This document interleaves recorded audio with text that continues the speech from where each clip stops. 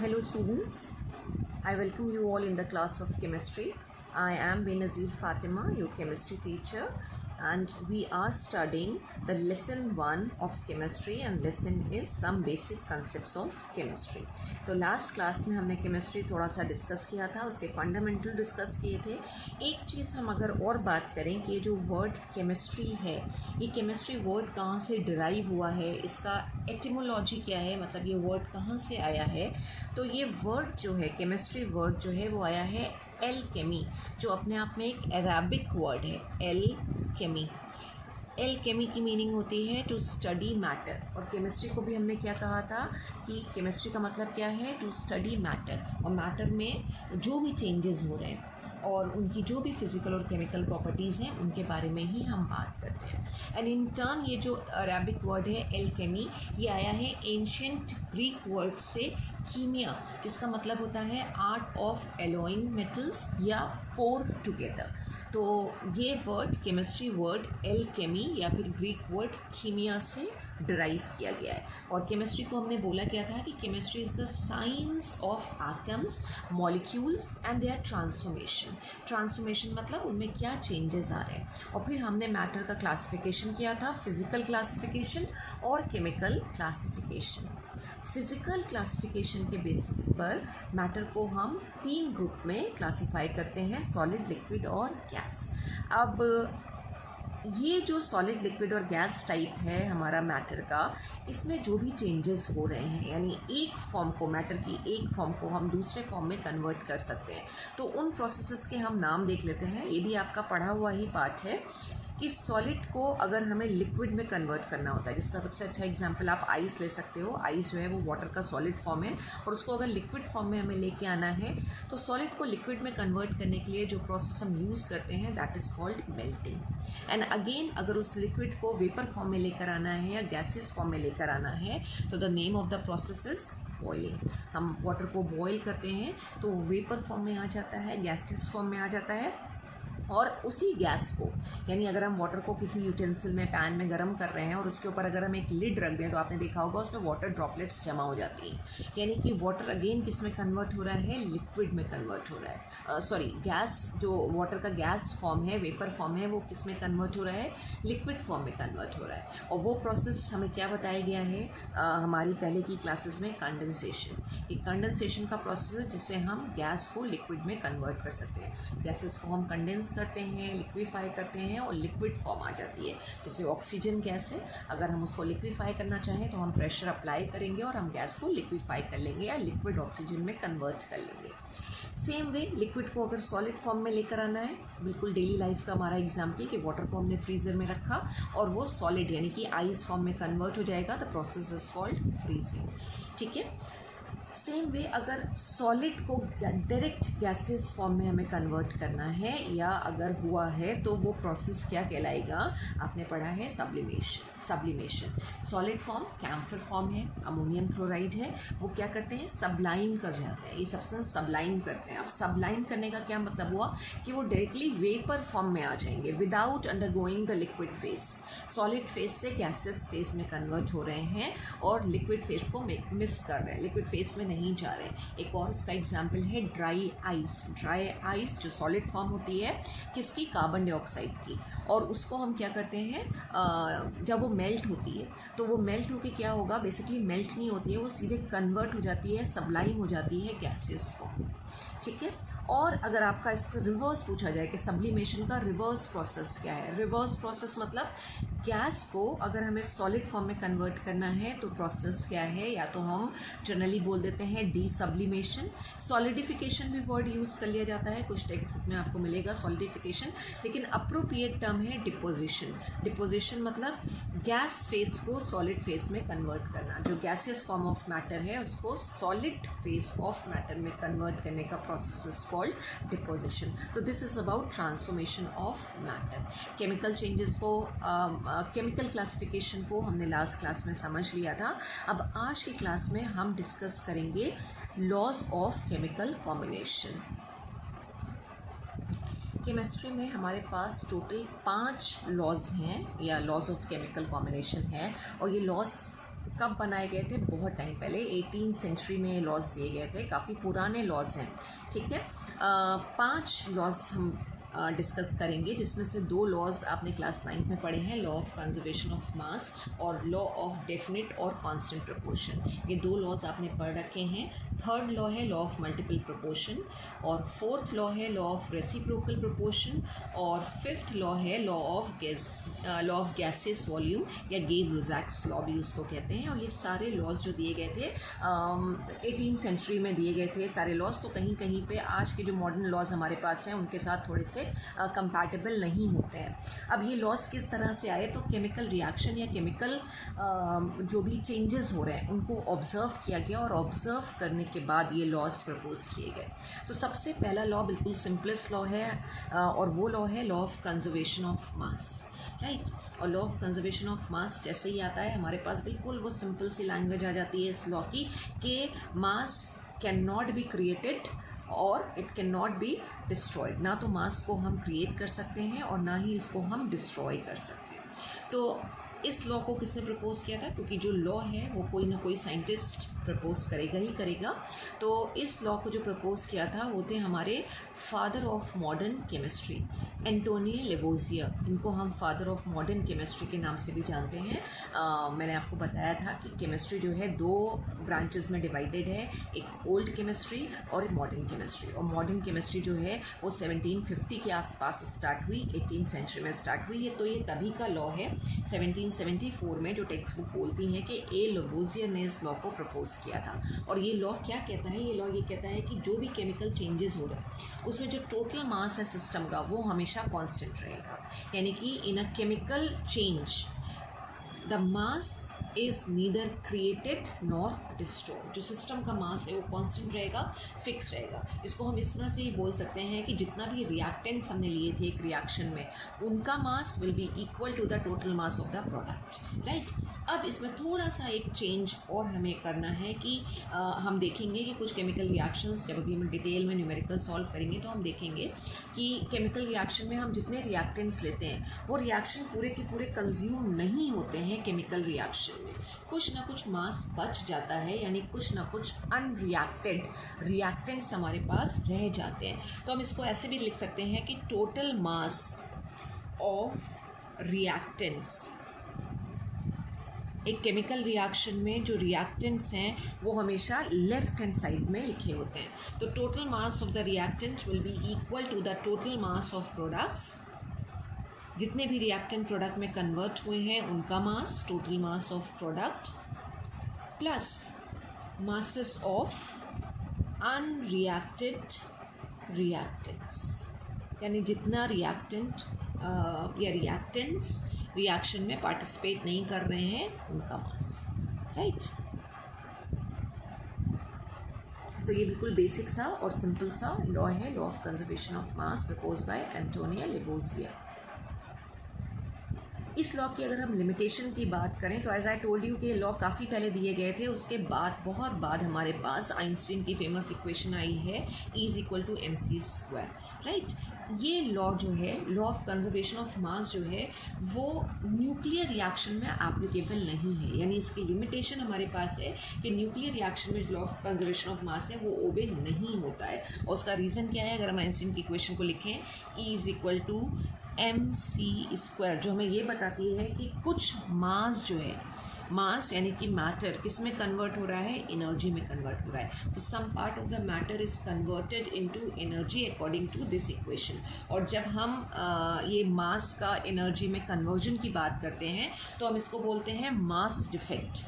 Mass defect, मास में कुछ ना कुछ कमी आ रही है, और मास डिफेक्ट को यानी चेंज इन मास को, चेंज जब भी किसी चीज़ में हमें दिखाना होता है तो हम डेल्टा, ये डेल्टा का सिंबल है जो हम यूज़ करते हैं। जैसे फॉर एग्जांपल अगर डेल्टा H लिखा होगा इसका मतलब चेंज इन एनर्जी की बात हो रही होगी, तो ये डेल्टा का सिंबल यूज़ करते हैं और उसके साथ M लगाते हैं। तो ये मास डिफेक्ट हमें न्यूक्लियर रिएक्शंस में देखने को मिलता है जहाँ पे कुछ मास जो है वो एनर्जी में कन्वर्ट हो रहा है। जैसे सन पे जो रिएक्शंस हो रही हैं जिसमें हाइड्रोजन के आइसोटोप्स आपस में रिएक्ट करते हैं और हीलियम में कन्वर्ट होते हैं, वहाँ पे हमें मास डिफेक्ट देखने को मिलता है।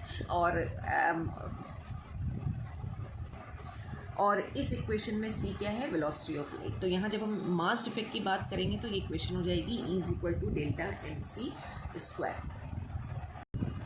अब एग्ज़ाम के पॉइंट ऑफ व्यू से अगर हम बात करें तो एग्ज़ाम में यूजुअली इस पे बेस्ड न्यूमेरिकल्स आपको नहीं दिए जाते हैं। कभी कभी सिर्फ आपसे लिमिटेशन पूछ ली जाती है कि law of chemical combination law of conservation of मास की लिमिटेशन क्या है। तो लिमिटेशन यही है, याद रखिएगा कि न्यूक्लियर रिएक्शन में ये लॉ फॉलो नहीं होता है, just because of mass defect is seen in nuclear reaction. Let's quickly see second law. Second law is law of definite proportion और constant proportion. इसको किसने प्रपोज किया था, प्रूस्ट ने प्रपोज किया था 1799 में। और ये लॉ ये कहता है, जैसे नाम है इसका, डेफिनेट प्रोपोर्शन या फिक्स्ड प्रोपोर्शन या फिर कांस्टेंट प्रोपोर्शन। तो ये लॉ सिंपली क्या कहता है कि अगर कोई कंपाउंड का फॉर्मेशन होगा या कोई कंपाउंड फॉर्म हुआ है तो वो हमेशा सेम एलिमेंट के साथ ही बनेगा और उसमें जो एलिमेंट्स का रेशियो होगा बाय मास वो भी हमेशा फिक्स होगा या कांस्टेंट होगा। अब इसको अगर हम लैंग्वेज को प्रॉपर्ली फ्रेम करें तो ये लॉ की लैंग्वेज क्या आ जाएगी कि a chemical compound always contains the same elements combined together in fixed proportion by mass। जैसे हम इसको अगर एग्जाम्पल के थ्रू समझें तो हमने वाटर के सैम्पल्स सपोज कलेक्ट किए, ठीक है। हमने 3 वाटर के सैम्पल्स लिए, एक हमारे पास रेन वाटर है, राइट, दूसरा हमारे पास सी वाटर है और तीसरा हमारे पास टैप वाटर है, ठीक है। हम वाटर की बात कर रहे हैं, 3 अलग अलग सैम्पल्स हैं। अब अगर हम फॉर्मूला की बात करें तो वाटर का फॉर्मेशन जब भी होगा या वाटर का जो फॉर्मूला है वो क्या है, H2O, राइट। चाहे कोई भी सैम्पल हो, कहीं से भी हमने पानी ऑब्टेन किया हो, this formula will remain the same. यानी जब भी वाटर का फॉर्मेशन होगा तो उसमें जो एलिमेंट इन्वॉल्व होंगे वो हाइड्रोजन और ऑक्सीजन है, ठीक है। अब हाइड्रोजन और ऑक्सीजन तो हाइड्रोजन पर ऑक्साइड में भी इन्वॉल्व होते हैं, राइट। अब अगेन दूसरी चीज़ इसे लेके आ जाएगी कि जब भी वो एलिमेंट्स इन्वॉल्व होंगे उसमें एक फिक्स प्रोपोर्शन बाई मास भी आएगा।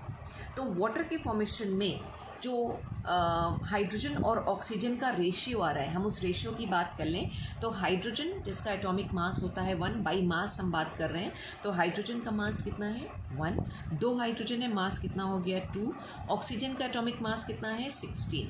सिंप्लीफाई करेंगे रेशियो कितना आ गया 1:8। तो वाटर किसी भी सोर्स से हमारे पास आया हो उसमें हाइड्रोजन और ऑक्सीजन का जो फिक्स रेशियो बाय मास होगा वो कितना है 1:8। अब यही अभी हम बात कर रहे थे कि अगर हाइड्रोजन पर ऑक्साइड यानी कि H2O2 कंपाउंड अगर हमारे पास है तो उसमें भी हाइड्रोजन और ऑक्सीजन इन्वॉल्व है, बट उसमें क्या हो रहा है, जो रेशियो है वो डिफरेंट है। उसमें 2 हाइड्रोजन है तो 2 हो जाएगा और 2 ऑक्सीजन है तो 2 ऑक्सीजन का मास कितना हो गया 32, ठीक है। उसको हम सिंप्लीफाई करेंगे तो 1:16 का रेशियो आएगा। तो एक केमिकल कंपाउंड जब भी बनेगा उसमें सेम एलिमेंट्स इन्वॉल्व होंगे और उन दोनों के बीच में एक फिक्स प्रोपोर्शन बाय मास आएगा। एक और एग्जांपल से हम समझ लेते हैं, अगर हमारे पास अलग अलग सोर्सेज से कार्बन डाइऑक्साइड आई है, अलग अलग सोर्सेज का मतलब कहाँ कहाँ से हो सकती है, अगर हम कार्बोनेट के सॉल्ट्स को डिकम्पोज करें तो कार्बन डाइऑक्साइड मिलती है, बाई कार्बोनेट के सॉल्ट्स को अगर हम डिकम्पोज करें हीटिंग से तो भी कार्बन डाइऑक्साइड मिलेगी। कार्बन और ऑक्सीजन को अगर हम कंबाइन करें, कंबर्शन हो, कार्बन ऑक्सीजन के साथ अगर बर्न कर रहा है तो भी कार्बन डाइऑक्साइड का फॉर्मेशन हो रहा है। और अगर हमने कोई कार्बोनेट का सॉल्ट लेके उसको अगर हमने एसिड के साथ रिएक्ट करा दिया तो भी कार्बन डाइऑक्साइड मिलेगी। तो देयर आर डिफरेंट सोर्सेज जिससे हमें कार्बन डाइऑक्साइड मिल रही है। लेकिन क्या कार्बन डाइऑक्साइड का फॉर्मूला चेंज हो जाएगा? नो, कार्बन डाइऑक्साइड का फॉर्मूला वही रहेगा कि उसके फॉर्मेशन में कार्बन और ऑक्सीजन ही इन्वॉल्व होंगे और उन दोनों के बीच में एक फिक्स प्रोपोर्शन या फिक्स प्रोपोर्शन बाय मास ज़रूर रहेगा। जैसे कार्बन डाइऑक्साइड किसी भी सोर्स से ऑब्टेन हो रही हो, जो फिक्स रेशियो बाय मास आएगा वो कितना होगा, कार्बन क्या है 12 एटॉमिक मास है, ऑक्सीजन राइट कितने ऑक्सीजन एटम यहाँ पर हैं 2 और एक ऑक्सीजन एटम का मास कितना होता है 16, तो 2 का कितना हो गया 32, तो 12:32 का रेशियो आ रहा है, जिसको अगर हम 4 से सिंप्लीफाई कर लें तो 4 3 12 और 4 8 32, यानी 3:8 का रेशियो आ रहा है, राइट। तो कार्बन डाइऑक्साइड किसी भी सोर्स से आए उसमें जो एलिमेंट इन्वॉल्व होंगे वो कार्बन और ऑक्सीजन होंगे और रेशियो क्या रहेगा, फिक्स रेशियो बाय मास 3:8 का रहेगा। अब क्या इस लॉ की लिमिटेशन है? यस, इस लॉ की भी लिमिटेशन है। फर्स्ट लिमिटेशन इस लॉ का डिस्कस करते हैं। तो पहले आइसोटोप्स की हम बात करें। आइसोटोप्स क्या होते हैं? आइसोटोप्स को हम बोलते हैं atoms of same element having same atomic number. एक एलिमेंट है तो एटॉमिक नंबर सेम होगा बट डिफरेंट एटॉमिक मासेस। तो जो पीरियोडिक टेबल के एलिमेंट्स हैं, मोस्ट ऑफ द एलिमेंट्स जो हैं उनके हमें आइसोटोप्स देखने को मिलते हैं। जैसे अगर हम कार्बन की बात करें तो कार्बन के हमें आइसोटोप्स देखने को मिलते हैं। कार्बन सिंबल सेम होगा C, एटॉमिक नंबर भी सेम होगा 6, लेकिन मासेस डिफर कर जाएंगे। 12, 13 और 14 तीन आइसोटोप्स कार्बन के हमें देखने को मिलते हैं, जिसमें से सबसे कॉमन है 6C12, यानी ऐसा कार्बन जिसका एटॉमिक मास 12 हो। तो हमने जब यहाँ पे भी कार्बन डाइऑक्साइड का रेशियो निकाला था तो हमने मास कितना लिया है? 12। लेकिन अगर कार्बन डाइऑक्साइड का फॉर्मेशन हो रहा है ना, अगर हम कार्बन डाइऑक्साइड की बात करें जो एग्जाम्पल अभी हमने लिया था, और अगर हम आइसोटोप ऐसा लेके चल रहे हैं, एटम ऐसा लेके चल रहे हैं कार्बन का जिसका मास 12 है, तो रेशियो कितना हुआ? 12:32 या फिर 3:8 का। लेकिन अगर कार्बन डाइऑक्साइड ही बना बट यहाँ पे कार्बन का दूसरा कोई आइसोटोप इन्वॉल्व हो गया, जैसे कि C14, तो रेशियो क्या आएगा? 14:32। तो कंपाउंड तो कार्बन डाइऑक्साइड ही बना, ठीक है। लेकिन अब आप यहाँ पे देखोगे तो फिक्स प्रोपोर्शन बाई मास नहीं रहा, ये फिक्स प्रोपोर्शन नहीं आ रहा है। कार्बन डाइऑक्साइड का यहाँ पे जो है वो 12:32 से वो कंबाइन करके कार्बन डाइऑक्साइड बना रहा है, और अगर कार्बन का 14 मास वाला आइसोटोप या एटम इन्वॉल्व हुआ तो 14:32 का रेशियो आएगा। तो पहला लिमिटेशन ये है कि this law is not applicable if different isotopes of elements are involved in making a chemical compound. For example, carbon dioxide. If C12 isotope is involved, then the ratio will be 12:32, and if C14 isotope is involved, then the ratio will be 14:32. Second limitation बड़ा interesting सा है, और ये हमें ज़्यादातर organic compounds में ही देखने को मिलता है। पहले लैंग्वेज देख लें क्या है सेकेंड लिमिटेशन।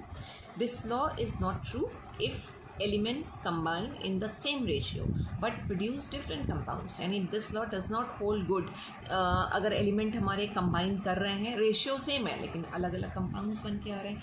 जैसे अगर हम बात करें कार्बन, हाइड्रोजन और ऑक्सीजन, यही ज़्यादातर हमारे ऑर्गेनिक कंपाउंड में तीन एलिमेंट्स हमें देखने को मिलते हैं, कार्बन, हाइड्रोजन और ऑक्सीजन। अगर ये हमने लिए किस रेशियो में? 12:3:8 के रेशियो में, तो हमें क्या कंपाउंड मिलेंगे? हमें C2H5OH, यानी कि इथाइल अल्कोहल, जिसको हम और कैसे लिख सकते हैं? CH3, CH2 और OH, ये भी बनेगा। और दूसरा कंपाउंड क्या पॉसिबल है? दूसरा कंपाउंड पॉसिबल है डाई मिथाइल ईथर या CH3OCH3, ठीक है, जिसको हम मिथॉक्सी मीथेन भी कहते हैं।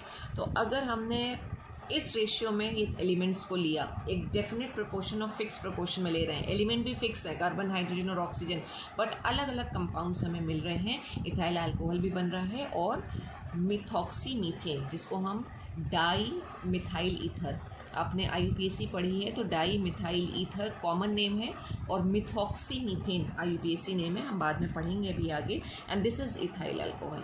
तो दो डिफरेंट हमें कंपाउंड्स मिल रहे हैं, सेम रेशियो है लेकिन कंपाउंड्स आर डिफरेंट।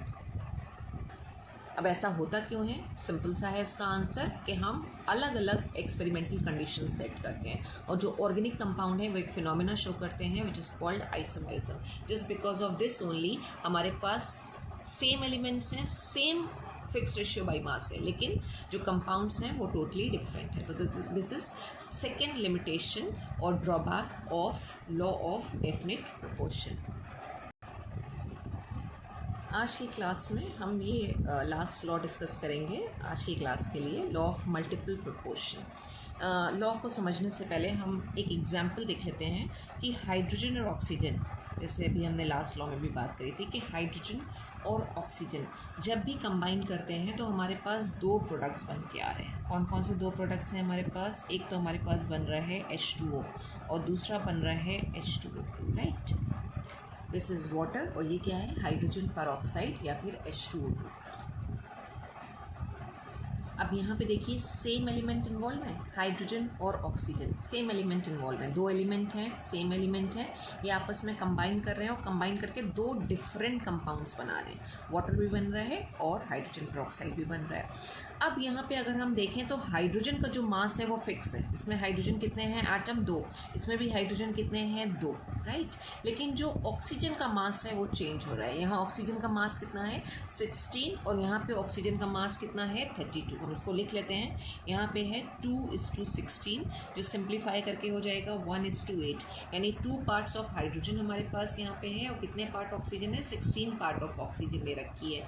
लेकिन H2O2 के लिए क्या है 2:32, यानी अगर 2 पार्ट हमारे पास हाइड्रोजन है तो ऑक्सीजन कितना आ रहा है 32 पार्ट आ रहा है, जिसको हम सिंप्लीफाई करेंगे तो 1:16, राइट। फिर से हम बात कर लेते हैं, 2 सेम एलिमेंट है हाइड्रोजन और ऑक्सीजन, आपस में कंबाइन कर रहे हैं, 2 डिफरेंट कंपाउंड्स हमारे पास बन के आ रहे हैं और उन कंपाउंड्स में अगर हम रेशियो की बात करें तो एक एलिमेंट का मास फिक्स है, यानी उसका मास कितना आ रहा है 2, यहाँ पे भी 2 और यहाँ पे भी 2, और जो दूसरा एलिमेंट है उसका मास चेंज हो रहा है, उसके मासेस डिफरेंट है 16 और 32, राइट।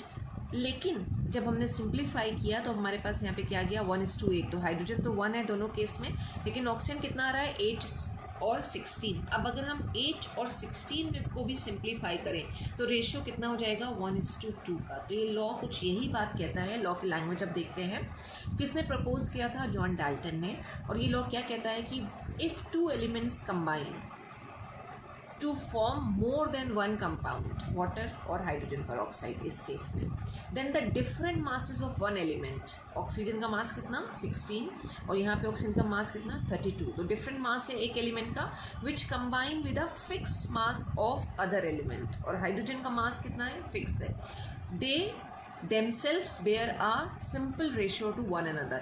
तो यहाँ पे जो ऑक्सीजन है और यहाँ पे जो ऑक्सीजन है उन दोनों के बीच में भी क्या आएगा एक सिंपल रेशियो आएगा। वो सिंपल रेशियो कितना है ये 8:16 या फिर 1:2 का रेशियो। तो this is law of multiple proportion, कि ऐसा नहीं है कि 2 एलिमेंट जब भी आपस में कंबाइन करें तो वो एक फिक्स कंपाउंड बनाए, वो 2 या उससे ज़्यादा कंपाउंड्स भी बना सकते हैं, 2 से ज़्यादा भी कंपाउंड हो सकते हैं, लेकिन हमेशा क्या होगा उसमें एक एलिमेंट का जो मास है वो फिक्स रहेगा और जो दूसरा एलिमेंट है उसका मास वेरी करेगा, लेकिन किस रेशियो में वेरी करेगा, हमेशा वो सिंपल होल नंबर रेशियो में ही वेरी करेगा।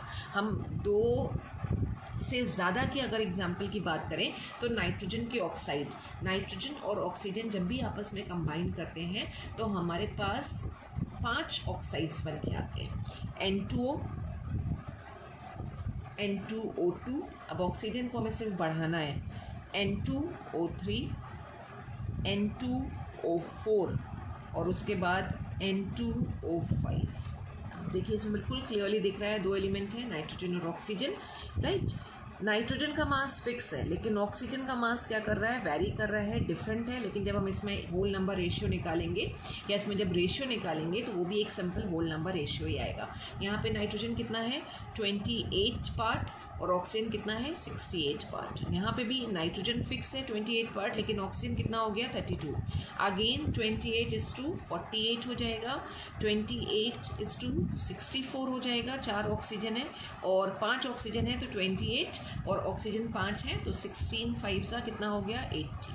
ठीक है, तो नाइट्रोजन का मास फिक्स है, लेकिन ऑक्सीजन जब हम बात करें तो 16:32:48:64:80 ये आ रहा है, जिसको अगर हम सिंप्लीफाई करेंगे तो रेशियो हो जाएगा 1:2:3:4:4। तो this is law of multiple proportion. इस लॉ की भी लिमिटेशन है, हमने अभी लॉ डिस्कस किया कि जब भी एलिमेंट्स कंबाइन होंगे तो उनके बीच में हमेशा एक सिंपल होल नंबर रेशियो देखने को मिलेगा, लेकिन ऐसा नहीं है। हमारे पास कुछ कंपाउंड्स ऐसे हैं जिनको हम नॉन स्टॉक्योमेट्रिक कंपाउंड्स बोलते हैं। स्टॉक्योमेट्रिक एक ये वर्ड है, स्टॉक्योमेट्रिक का मतलब होता है कंपाउंड्स के बीच में एक होल नंबर रेशियो होना, लेकिन अगर वो होल नंबर रेशियो नहीं है, राइट, तो ऐसे कंपाउंड्स कहलाते हैं नॉन स्टॉक्योमेट्रिक कंपाउंड्स। ये आप आगे डिटेल में जाके पढ़ेंगे, आप 12th में एक चैप्टर पढ़ेंगे सॉलिड स्टेट, वहाँ पे आप ये सारी चीज़ें देखेंगे। अभी हम सिर्फ एक एग्जांपल डिस्कस कर लेते हैं कि FeO आयरन का ऑक्साइड जब ये आपस में कंबाइन करते हैं यानी FeO का फॉर्मेशन होगा तो एक नॉन स्टोकियोमेट्रिक कंपाउंड है, क्योंकि एज यू कैन सी यहाँ पे आयरन कितना है, हम जब भी लिखते हैं, अभी तक लिखते हैं हम चले आए तो हम FeO सिंपल करके लिख देते हैं FeO मतलब आयरन भी +2 ऑक्सीडेशन स्टेट में है और ऑक्सीजन भी +2 ऑक्सीडेशन स्टेट में है।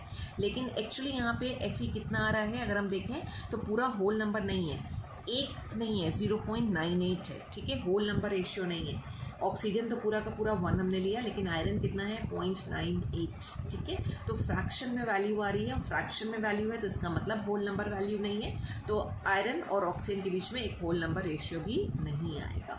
तो ये लॉ जो है यानी कि लॉ ऑफ मल्टीपल प्रोपोर्शन जो है, it is not applicable in non stoichiometric compound. तो in today's class we have discuss 3 laws of chemical combinations: law of conservation of mass, law of fixed proportion or constant proportion, and third is law of multiple proportion. Remaining 2 laws we will discuss in next class. Thank you so much, students.